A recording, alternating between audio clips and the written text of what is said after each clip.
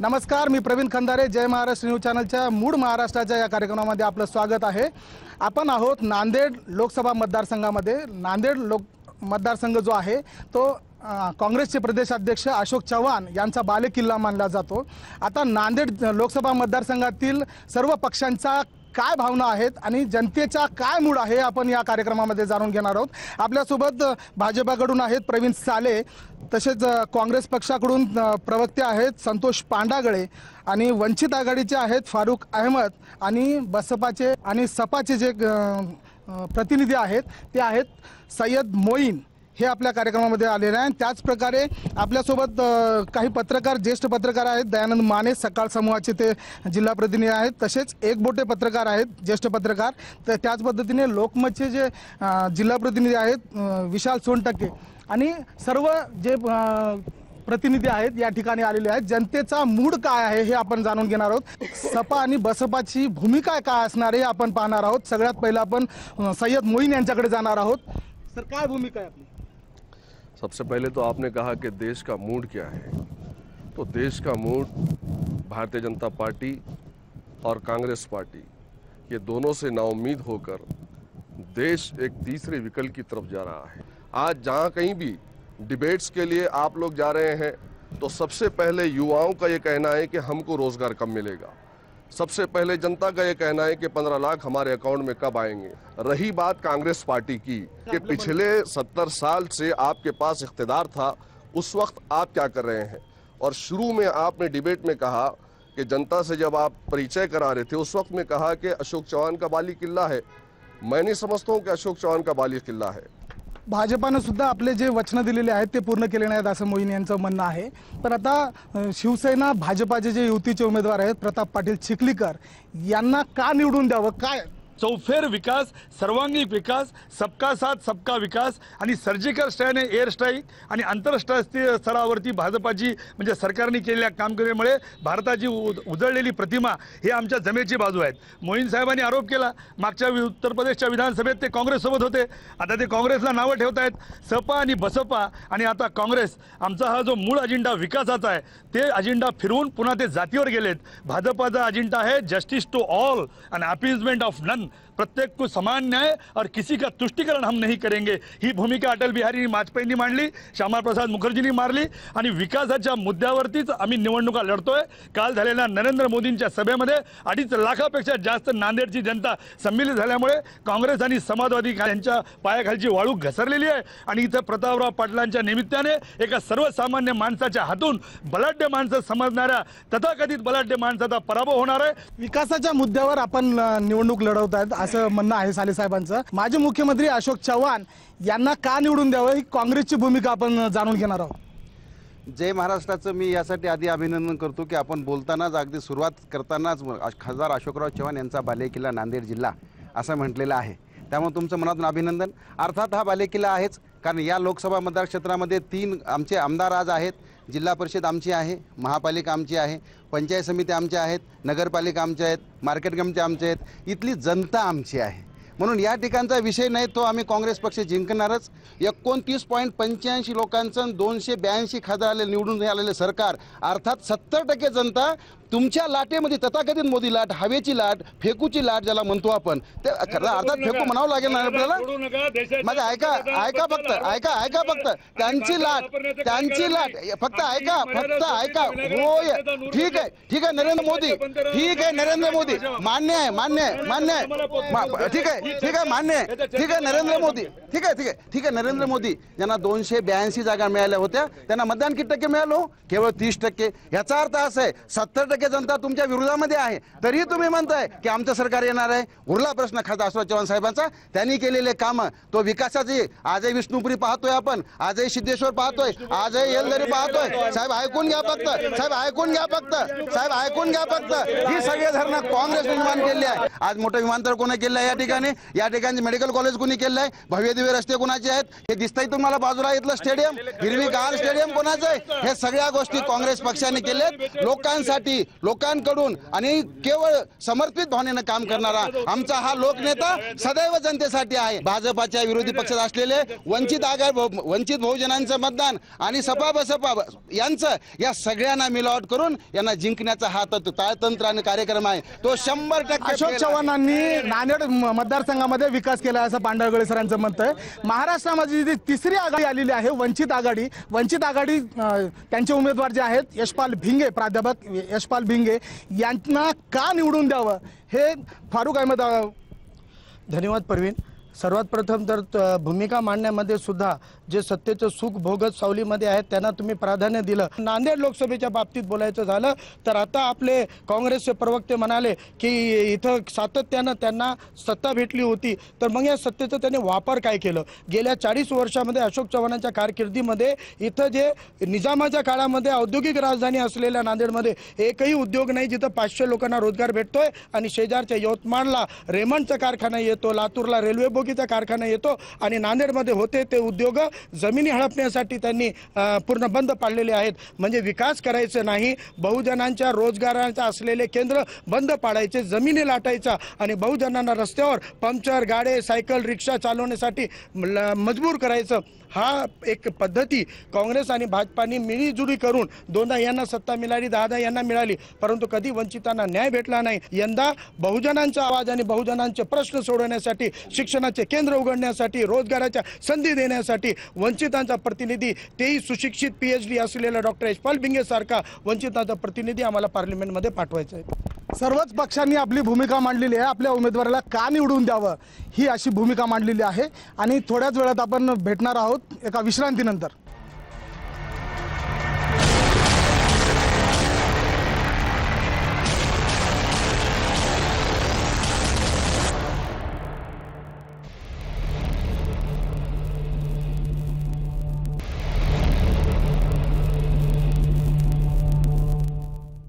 नमस्कार, विश्रांतीनंतर मूळ महाराष्ट्राच्या कार्यक्रमामध्ये सगळ्यांचं स्वागत। आपल्यासोबत काही नांदेड जिल्ह्यातले ज्येष्ठ पत्रकार आहेत, त्यांच्याकडून जाणून घेणार आहोत की नांदेडचा विकास झालाय का। माने सर, नांदेडचा विकास झालाय का? नांदेडचा विकास झालाय का या प्रश्नाचं उत्तर नांदेड परिसरामध्ये फिरल्यानंतर आपल्याला लक्षात येतं। पश्चिम महाराष्ट्रातल्या अनेक शहरांचा विकास तिथल्या राजकीय नेत्यांनी केला, त्या तुलनेमध्ये सर्वसामान्य लोकांना नांदेडचा आणखी याच्यापेक्षा सुद्धा चांगल्या पद्धतीने विकास व्हायला पाहिजे होता असं त्या सर्वसामान्य जनतेचं मत आहे। या ठिकाणी शंकरराव चव्हाणजी पहिल्या मुख्यमंत्रीपदाच्या काळामध्ये पाटबंधारी मंत्री होते आणि आज महाराष्ट्रामध्ये धरणांची जी स्थिती आहे त्या सगळ्यांचे शिल्पकार म्हणून त्यांना ओळखलं जातं। परंतु सध्या गेल्या काही वर्षांमध्ये नांदेड जिल्ह्याला खूप मोठ्या अशा पावसाच्या कमतरतेला आणि दुष्काळाला सामोरं जावे लागत आहे। विष्णुपुरी, जायकवाडी किंवा पैनगंगा या धरणांचा उल्लेख आपण करतो, परंतु अलीकडच्या काळामध्ये शेतकऱ्यांच्या आत्महत्या आणि शेतीचे प्रश्न या जिल्ह्यामध्ये बिकट होताना दिसत आहेत। एकूणच पाहता शेतीचे सिंचनाचा प्रश्न जो आहे तो मोठा आहे। या ठिकाणी एक मोठे काका आहेत, त्यांच्याकडून आपण जाणूयात। काका, काय नेमकं काय काय काय विकास झालेला आहे? नाही, विकास नांदेडचा झाला नाही अशातला भाग नाही, परंतु जसं शंकरराव चव्हाणांनी एक मूलभूत सुविधा निर्माण करण्याच्या दृष्टीने सिंचनाच्या ज्या पद्धतीने इसापूरचं धरण असो किंवा विष्णुपुरी असो, जायकवाडी असो, हे जसं तयार केलं त्यानंतर त्याच्या पुढची जी कामं व्हायला पाहिजे होती, जसं विष्णुपुरीचा टप्पा नंबर 2 ते शंकररावांच्या हयातीनंतर आजपर्यंत कधी झाला नाही आणि त्यामुळं जी सिंचनाच्या अपेक्षित सिंचनाची आपली जी क्षमता होती ती आपण आजपर्यंत गाठू शकलो नाही। शेतीचे बेसिक जे आज प्रश्न आहेत त्याला कारण ते आहे आणि मुळामध्ये मराठवाड्यामध्ये जंगलाचं प्रमाण फक्त 9% आहे। जंगल नसल्यामुळं पावसाळा कमी आहे, पावसाळा कमी असल्यामुळं शेतीची सगळी शेती जी आहे ती कोरडवाहूवर अवलंबून आहे। सिंचनाच्या पाहिजे म्हणाव्या तेवढ्या सुविधा नाही आहेत, त्यामुळे शेतकरी आज त्रस्त आहे आणि त्यामुळं मराठवाड्यामध्ये जशा शेतकऱ्यांच्या आत्महत्याचं सर्वाधिक प्रमाण या भागामध्ये आपल्याला दिसते आणि याचं दुसरं एक कारण आहे की हा अत्यंत विदर्भाला लागून असलेला भाग आहे। विदर्भामध्ये जी शेतकरी आत्महत्याचं लोन सुरू झालं ते सगळ्यात आधी नांदेड जिल्ह्यामध्ये पोहोचलं। आपण या वर्षीचा जरी आकडा घेतला तरी या 31 मार्चपर्यंत जवळपास 25पेक्षा अधिक शेतकऱ्यांनी आत्महत्या केलेला आहे। त्याला केवळ कारण एकच आहे की शेतीच्या सिंचनाच्या मूलभूत सुविधा अपुऱ्या आहेत लोकसभा मतदारसंघामध्ये औद्योगिक वसाहती आहेत, औद्योगिक काही आलेत का, प्लांट आलेत का आपले? काही प्रमाणामध्ये आलेले आहेत. जसं ते इंडिया मेगाचा मल्टी प्लांट आहे, त्यानंतर एक टाटाचा रासायनिक प्लांट आहे, बाकीचे प्लांट आहेत. पण जे प्लांट बंद झाले ते मोठे बंद झाले, जसे उस्मानशाही मिल, NTC आपण ज्याला पुढे म्हणतो, किंवा टेक्सकाम, हे हजारो लोकांना रोजगार देणारे, त्या उद्योगावर हजारोचं घर चालणारे जे व्यवसाय होते ते हे बंद झाले. त्यामुळे रोजगारीची मोठ्या प्रमाणामध्ये इथं हे आहे, प्रश्न आहे. लोकसभा मतदारसंघामध्ये सध्याची परिस्थिती काय, एकूणच काय सर, काय वाटतं तुम्हाला, एकूण परिस्थिती काय वाटतं? 1952 नंतर ज्या लोकसभेच्या 15 निवडणुका झाल्यात, तर त्यातल्या 13 निवडणुका या काँग्रेसने जिंकलेल्या आहेत. त्यामुळं एक प्रकारे काँग्रेसचा बालेकिल्ला आहे, याबद्दल काही वाद असायचं कारण नाही आहे. परंतु या लोकसभा निवडणुकीला काय परिस्थिती आहे हा खरा मुद्दा आहे. पाण्याचा प्रश्न चर्चेत आला. पाण्याचा प्रश्न याही निवडणुकीत मला वाटतं लोकसभे म्हणजे प्रचाराच्या शेवटच्या टप्प्यात पुन्हा चर्चेला येईल. कारण UPPचं जे पाणी आहे ते वरच्यावरही पळविलं जात आहे असा आरोप काँग्रेसकडून वारंवार केला जात आहे. तर या आरोपाला भाजपकडून उत्तर द्यावं लागेल. कारण इथली जी जनता आहे, सध्या उन्हाळा आहे, अनेक भागात टंचाईचा सामना करीत आहेत. या सगळ्या पार्श्वभूमीवर एकूण जे सिंचनाचे प्रश्न आहेत, पाण्याचे प्रश्न आहेत, या प्रश्नांना काँग्रेससोबतच मला वाटतं सत्ताधारी भाजपाला पण उत्तर द्यावं लागणार आहे. नांदेड लोकसभा मतदारसंघामध्ये पाण्याचा मोठा प्रश्न आहे. सत्ताधारी पक्षाला तर उत्तरं द्यावंच लागतील, पण नांदेडचे जे विद्यमान खासदार आहेत अशोक चव्हाण यांना पण प्रश्नाची उत्तरं द्यावं लागतील. आपल्यासोबत काही पत्रकारिता महाविद्यालयाचे विद्यार्थी सुद्धा आहेत. एकूणच काय विद्यार्थ्यांसमोर किंवा युवकांसमोर सध्याला प्रमुख प्रश्न कोणते आहेत? तर सध्याला प्रमुख प्रश्न जर बघितलं 2014 पासून आतापर्यंत विद्यार्थ्यांसाठी कुठल्याच प्रकारच्या नोकऱ्या नाही लागल्या. जवळपास 91% नोकरी कमी झाल्यात. सर्वसामान्य व्यक्ती सगळे अकाउंटमध्ये लक्ष देऊन पाहत आहेत की 15 लाख रुपये कधी येणार. 2 वर्षापूर्वी नोटाबंदीचा फटका हे कोणाला लागला? सर्वसामान्य व्यक्तीला. बँकेमध्ये कोण उभं टाकला? सर्वसामान्य व्यक्ती. मोठा व्यक्ती, कुठलाच व्यक्ती, राजकीय असो, कोणत्याही क्षेत्रातला जो मोठा व्यक्ती असेल तो कधीच बँकेमध्ये उभं टाकलेला दिसला नाही. मोदी सरकारने जे वादे केले होते ते पूर्ण केलेत का? मला तर वाटत नाही की ते पूर्ण झाले असतील. कदाचित नांदेड जिल्ह्यामधले जे काही आपण परिस्थिती पाहत आहात तर इथं रस्त्याची व्यवस्था चांगल्या पद्धतीने नाही. कारण का नांदेडला 16 तालुके असल्यामुळं आणि ह्या कर्नाटक आणि आंध्रा बाउंड्री असल्यामुळं आज देगलूरची परिस्थिती जर बघितलात आणि बिलोली आणि मुखेडची परिस्थिती जर बघितलात तर तुम्ही तिथं रेल्वेची सुविधा नाही अजून पण. एकूणच पाहता नांदेड लोकसभा मतदारसंघामध्ये जे तरुणांना उद्योग आहे का आणि काय प्रश्न आहेत तरुणांचे? 2014 खाली जे सरकार होतं काँग्रेस आणि राष्ट्रवादीचं, त्यामध्ये अनेक नोकऱ्या भरती झाल्या, अनेक युवकांना नोकऱ्या मिळाल्या. पण आता जे सरकार आहे त्यापासून नोकऱ्याचा तर काही विषयच नाही, पण बेकारी खूप वाढत चाललेली आहे आणि जो शिष्यवृत्त्या आहेत ते वेळेवर जमा होत नाहीत. स्कॉलरशिप तर मिळतच नाही वेळेवर. पण जे आता नवीन काही हे करणार आहेत ते घोषणा देतात फक्त, पण ते पूर्तता त्यांची होत नाही. तर ओपनच्या विद्यार्थ्यांचं खूप मोठं नुकसान आहे यामध्ये. तर मला तर काय खरं वाटत. काय भूमिका आहे लोकसभा निवडणुकीकडे कसं पाहतो? सर, मी कोणत्या पक्षाची समर्थन नाही किंवा कोणत्या पक्षाला अनुसरून मी बोलत नाही. मला वाटते की नांदेड जिल्ह्याचा विकास मला झालेलाच नाही. हे माझं वैयक्तिक मत आहे. कारण मी माझ्या गावाकडे जेव्हा जातो, मला इथून जेवढं धर्माबाद ते नांदेड मला जावं लागतं 85 किलोमीटर, 1.5 तास लागतो. परंतु तिथून मला माझ्या गावी जायला जवळपास 1.5 तास लागतो. कारण रस्त्याची एवढी बेअवस्था केलेली आहे की खड्ड्यात रस्ता आहे की रस्त्यात खड्डा आहे हेच मला कळत नाही. असं माझं वैयक्तिक मत आहे. या ठिकाणचे जे खासदार आहेत अशोक चव्हाण यांनी लोकसभा मतदारसंघामध्ये कामं केलेत का? मला तर तसं वाटतं अजून कोणतेही काम केलं. आज 70 वर्षापासून देगलूर तालुक्यापासून 30 किलोमीटर गाव आहे, अजून तिथं पाणी, वीज काहीच पोहोचलं नाही. आता ह्या वेळेस त्या पुंजरवाडी गावचं बहिष्कार आहे लोकसभेवर. हे मला सांगायचं अशोकराव चव्हाण मुख्यमंत्री पद भोगलं, खासदार पद भोगलं, पण अजूनही त्या गावापर्यंत येऊन कधी ठोकून बघलं नाही की बाबा इथली जनता कशी राहत आहे, कशी प्रश्न आहेत, अजूनही सवाल पूर्ण झालेले नाहीत. एकूणच पाहता विद्यार्थ्यांनी अनेक प्रश्न विचारलेले आहेत, त्यांचं उत्तर आपल्याला काँग्रेस भाजपाकडून घ्यायचं आहे. अनेक आरोप झालेले आहेत प्रवीणजी आपल्यावर विद्यार्थ्यांनी केलेले आहेत. काय तुमचं उत्तर आहे? खूप सुंदर अशी चर्चा झाली. इरिगेशनच्या बाबतीत पत्रकारांनी प्रश्न उपस्थित केला. 8 लाख हेक्टरवर नांदेड जिल्ह्यामध्ये पेरा आहे.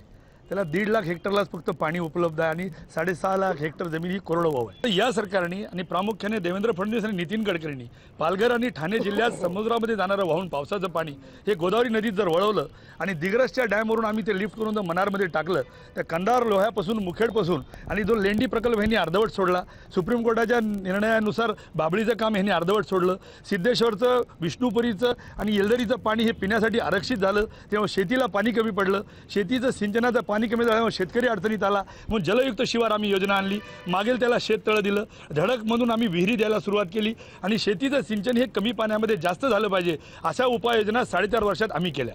आता राहिला प्रश्न विकासाचा. 2007-08 मध्ये गुरुतागतीमध्ये आलेल्या 2400 कोटी रुपयामध्ये आम्ही विकास केला. असा जर 2019 मध्ये हे सांगत असतील तर 2014 ते आता 2019 मध्ये 10,000 कोटीचे 950 किलोमीटरचे नॅशनल हायवे म्हणजे माळेगाव जत्रापासून ते वारंगा ते पुढे हातगावपासून उमरखेड ते माहूर, इकडे नांदेड भोकर फाटा ते भोकर हिमायतनगर किनवट, नांदेड देगलूर निजामाबाद, नांदेड देगलूर बिदर आणि नांदेड उस्माननगर हळदा कवठा मुक्रमाबाद ते बिदर असे रस्ते आम्ही घेतले. आत्ता एका विद्यार्थ्यांनी देगलूरचा प्रश्न उपस्थित केला. 2200 कोटी रुपयाची रेल्वे नांदेड देगलूर बिदर ही मंजूरच केली नाही तर निधी वर्ग केला आणि एक दुसरी रेल्वे जी नांदेडला वर्ध्याला जाणार आहे जी यवतमाळ मार्गे ती अशोकराव चव्हाणांच्या कारखान्यातून जाते, येळेगावच्या जिथे भाऊराव कारखाना आहे त्या कारखान्याच्या परिसरातून जाते. भाजपाने विकास केला असं म्हणणं आहे, महामार्ग केलेत असं म्हणणं आहे. सपाचं काय भूमिका आहे? विकास आपको दिख रहा है?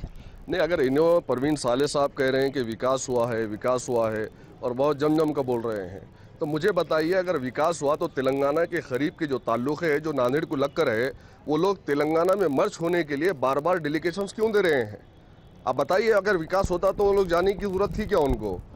आप दूसरी चीज़ ये है कि जब इन्होंने जस्टिस की बात की इससे पहले के ब्रेक से पहले की कि जस्टिस हुआ, न्याय हुआ, विकास हुआ, डेवलपमेंट हुआ, तरक्की हुई, बेरोजगारी को दूर किया गया, शेतकारियों की बात की, तो किसान आज क्यों मर रहा है? कांग्रेस से मुखातिब होकर कह रहा हूं कि जब भी किसी डिबेट में मैं आता हूं तो कांग्रेस के लोग एक ही बात को लेकर आते हैं कि विष्णुपुरी का डैम बनाए, पानी की व्यवस्था करे, विष्णुपुरी का डैम बनाए.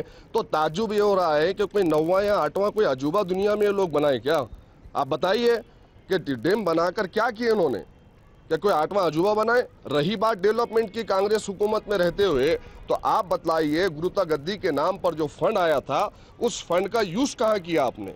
मेरे साथ में आप आइए, इन तमाम दलित और मुस्लिम बस्तीज का आपको सर्वे कराता हूँ जहाँ पर घरकुल की स्कीम आज तक नहीं पहुँची, वहाँ पर पानी की व्यवस्था आज तक नहीं हुई, आज तक डेव्हलपमेंट के नाम से सिर्फ बेवकूफ बनाते आए हैं. भाजपकडून असा हेही झालेला आहे, आरोप झालेला आहे की काँग्रेसच्या सरकारने जे कामं झालेले आहेत गुरुतागतीमध्ये असेल कोणत्या याच्यामध्ये झाले असतील तर तुम्ही पर्सेंटेज घाले असाही आरोप झालेला आहे आणि किती वेळेस तुम्ही डॅम सांगणार हा सुद्धा आरोप आहे. या आरोपांना काही अर्थ नाहीये आणि प्रवीण साले जे या ठिकाणावरती सांगत होते, प्रवीण सालेंनी भाजपाच्या प्रवक्त्यांनी अशा प्रकारचं चित्र इथं निर्माण केलं की जणू काही या देशामध्ये सगळं आनंदी चाललेलं आहे आणि इथं सगळ्यांना रोजगार मिळाला आणि प्रत्येकाच्या घरामध्ये गॅस पोहोचलाय. त्यांच्या प्रत्येक प्रश्नाचं उत्तर मी या ठिकाणावरती देतो. गॅस पोहोचला असं म्हणतायत, त्यांनी आजचा पेपर काढून वाचावा. 85% उज्ज्वला गॅस जिथं पोहोचला तिथं आता चुलीवरती स्वयंपाक केला जातोय. दुसरा मुद्दा बेरोजगारीचा आहे, तर बेरोजगारी संपुष्टात आली असं ते म्हणत होते, पण या ठिकाणावरती गेल्या 45 वर्षातील सर्वाधिक जास्त बेरोजगारी सध्या भारतामध्ये आहे. नोटाबंदीनंतर नोकऱ्या तर मिळाल्याच नाही, पण सुरतसारख्या व्यापारी शहरामधल्या असतील अथवा महाराष्ट्रातील जो प्रायव्हेट सेक्टर आहे त्यामधल्या 4.5 लाख नोकऱ्या पहिल्या आठवड्यामध्ये जाण्याचं काम झालं. सातत्यानं या देशामध्ये गेल्या 5 वर्षामध्ये न्याय आणि व्यवस्थेची पूर्ण धचिया या सरकारनं उडवलेली आहे. संसदेपासून अगदी हाकेच्या अंतरावरती संविधान जाळलं होतं, त्यावेळेला भाजपा सरकार काय झोपा काढत होतं का? एक शब्द सुद्धा त्याच्यावरती त्यांनी काढला नाही. राहिला नांदेडच्या शहराबाबतचा मुद्दा, तर गेल्या 5 वर्षामध्ये केंद्र आणि राज्यामध्ये भाजपचं सरकार बसलेलं आहे. त्यामुळं या ठिकाणावरती सरकारकडनं निधीची मंजुरी बरीच मिळते पण अंमलबजावणी मात्र शून्य आहे. या सरकारनं गेल्या 5 वर्षामध्ये इथला अल्पसंख्याक, तरुण, बेरोजगार, मराठा, धनगर, महिला, युवक या सगळ्यांना फसवण्याचं काम केलं आणि राम मंदिराच्या नावावरती पुन्हा हे ढोंग करत आहेत. अशोकरावजी चव्हाण साहेबांनी इथले सगळे प्रश्न सोडवण्याचा सातत्यानं प्रयत्न केलाय. जो उरला सुरला विकास आहे तोही होईल. या ठिकाणावरती पाण्याचा प्रश्न सोडवलेला आहे, शिक्षणाचा प्रश्न सोडवलेला आहे, उच्च शिक्षणाचा प्रश्न सोडवलेला आहे. काँग्रेस पक्षाकडूनही नांदेड मतदारसंघामध्ये विकास झाल्याचे सांगितलं जात आहे. केंद्र सरकारने सुद्धा विकास केला आहे, विकासाच्या मुद्द्यावर त्यांनी आता सध्याला निवडणूक लढत आहे असं सांगताय. काय वाटतं फारुख सर तुम्हाला? फक्त धनसंपत्ती बडकावली आणि विकास केलेला नाही आहे. आता स्थानिक खरं तर काँग्रेसच्या प्रवक्त्यांना विरोधक भारी पडतायत म्हणून ते सोडून गेलेत असो, पण माझ्या तरुण सहकारी मित्रांनी खूप चांगला प्रयत्न केलं, पण त्यांना चुकीचा डाटा पुरवण्यात आलेला आहे. शिक्षणाच्या आणि रोजगाराच्या संधी जर नांदेडमध्ये राहिल्या असत्या तर 300 ट्रॅव्हल्स पुण्याला इथून का जातात, मुंबई आणि अहमदनगर सारख्या शहरामध्ये नांदेडच्या तरुणांना का मागायला का जावं लागते? शेतं ओसाड पडलेली असल्यामुळं शेतमजुरांना कर्नाटक आणि तेलंगणामध्ये मजुरीसाठी काय जावं लागतंय. यंदा आपल्याला वंचितांना एकजूट होऊन वंचितांचा प्रतिनिधी तिथं पाठवावा लागणार आहे, कारण आपले प्रश्न आपला विकास आपणच करू शकतो. इथले जे खरे वंचित आहेत त्यांना न्याय मिळवून देण्याचं काम वंचितांचाच प्रतिनिधी करू शकतो. शेवटचा राऊंड आहे आपला की आता शेवटी तुमच्या उमेदवाराला का निवडून द्यावं नांदेडच्या जनतेने? मी ते सांगतोय की 80% वंचितांचा प्रतिनिधी 80% वंचितांसाठी लढाई लढू शकतो आणि ते नांदेडच्या रोजगाराचा असो, शिक्षणाचा असो, शेतकऱ्यांचा असो. अहो इथं आत्महत्या करणारा महाराष्ट्रातला सगळ्यात मोठा मराठवाडा आणि मराठवाड्यामध्ये 2 नंबरवर नांदेड येतोय. हे इथल्या सत्ताधाऱ्यांना आणि विरोधकांना लाज वाटण्यासारखी गोष्ट आहे. 2-4 रस्ते आणि पुलं बनवल्यानं तुम्ही जे विकासाची बाहुली नाचवताय त्याच्या तोंडाला ब्युटी पार्लर करून पोटाची आग आणि शरीराची खास तुम्ही भागू शकले नाही. काँग्रेसचे प्रदेशाध्यक्ष अशोक चव्हाण यांना का निवडून द्यावं काँग्रेस पक्षाकडून भूमिका त्यांचे प्रवक्ते मांडतात. का दिलं पाहिजे थोडक्यात सांगायचं, सगळ्यांच्या प्रतिक्रिया घ्यायच्या. काँग्रेस पक्षाला आज यासाठी निवडून दिलं पाहिजे कारण संस्थात्मक काम काँग्रेस पक्षानं केलेलं आहे. कुठल्याही भूलतापा आणि खोटारडी आश्वासनं दिली नाही. कालचा मॅनिफेस्टो तुम्ही काँग्रेसचा उचलून पहा आणि आजचा BJPचा मॅनिफेस्टो उचलून पहा. मॅनिफेस्टो काँग्रेसनं जो राजस्थान आणि मध्य प्रदेशमध्ये सांगितला त्या ठिकाणावरती ती पूर्तता 24 तासाच्या आत वचनपूर्ती केली आणि गेल्या 5 वर्षामध्ये भाजपनं सांगितलेले एक वचन पूर्ण केलं नाही. पण अजूनही नरेंद्र मोदी कालही नांदेडमध्ये आले, आपण बघितलं, नोटबंदीवरती बोलायला तयार नाहीत, रोजगारावरती बोलायला तयार नाहीत, आता पुन्हा हिंदू मुसलमानाच्या दंग्यावरती आलेत. आणि काँग्रेस पक्षाकडून असं सांगितलं जातं की विकास केला जाईल, रोजगार दिला जाईल. शिवसेना भाजपाचे युतीचे जे उमेदवार आहेत प्रताप पाटील चिखलीकर यांना का निवडून दिलं पाहिजे साले साहेब? सगळ्यात पहिलं तर भारतामध्ये पुन्हा एकदा नरेंद्र मोदींचं सरकार येणार आहे. त्यामुळे इथला खासदार जर परत विरोधी पक्षाचा असला तर परत लोक असा विचार करतील की आमचा विरोधी पक्षाचा खासदार तिथे जाऊन काय करणार. काँग्रेसचं राजकारण हे अल्पसंख्याकांना कुरवाळून त्यांना मतं घेणं आणि मुस्लिम आणि दलितांना फक्त मताचा वापर करून वापरणं एवढंच काँग्रेसचं आजपर्यंत धोरण राहिलेलं आहे. समाजवादी पार्टीचे अब्दुल समद जे उमेदवार आहेत यांना समाजवादी नांदेडच्या जनतेने का निवडून द्यावं, म्हणून जर का निवडून द्यावं? देखिए, ये दोनों ही लोग आज सॉफ्ट हिंदुत्व और हार्ड हिंदुत्व खेल रहे हैं और कभी भी आजमाए को आजमाया नहीं जाता. तो ये लोग संविधान बचाने में भी फेल हुए, ये लोग एजुकेशन में भी फेल हुए, ये लोग शेतकरियों की जो बात किए खर्च की उसमें भी ये फेल हुए. इन तमाम बातों को लेकर अवाम के अंदर एक गम गुस्सा है और यकीनन तमाम मजलूम तबक़ात की, तमाम पिछड़े तबक़ात की, तमाम उन लोगों की जिनके आँख में आज आंसू है, जो नाउम्मीद हो चुके सरकारों से, उनकी नुमाइंदगी आज बहन जी और अखिलेश जी कर रहे हैं. किसी के हाथ और किसी के फूल देने से हम लोग रुकने वाले नहीं हैं. मूळ महाराष्ट्राच्या कार्यक्रमामध्ये आपण सर्व पक्षांची भूमिका घेतलेली आहे, तसंच नांदेडकरांचा काय मूड आहे हे सुद्धा आपण जाणून घेतलेलं आहे. येत्या काळामध्ये मतदार राजा जो आहे काय भूमिका घेतो, काय निवडणुकीमध्ये त्यांचे निर्णय येतात हे पाहावं लागणार आहे. पण ही निवडणूक नांदेडची जनता ठरवणार आहे. येत्या काळामध्ये जय महाराष्ट्रकडून असं आवाहन करण्यात येते सर्व मतदारांनी मतदान करावं आणि लोकशाही बळकट करावी. कॅमेरामन गिरीशसह प्रवीण खंदारे, जय महाराष्ट्र, नांदेड.